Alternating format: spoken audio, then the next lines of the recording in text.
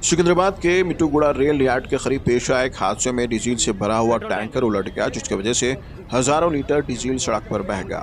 हादसा उस वक्त पेश आया जब टैंकर ड्राइवर गाड़ी पर काबू खो बैठा। डीजल बहने से न सिर्फ माली नुकसान हुआ बल्कि इलाके में ट्रैफिक भी बुरी तरह से मुतासर हुई। मौके पर मौजूद आवाम की बड़ी तादाद ने हादसे को देखा, जबकि बाज़ अफराद ने बहते हुए डीजल को जमा करने की कोशिश की। पुलिस और फायर ब्रिगेड अमले ने फौरी तौर पर मुकामी हादसे का मुहासरा कर ट्रैफिक बहाव को यकीनी बनाया। मुतालिका हुकाम ने डीजल को साफ करने और सड़क की बहाली के लिए इकदाम का आगाज कर दिया है। చాలా డేంజర్ జోన్ ఉన్నాం.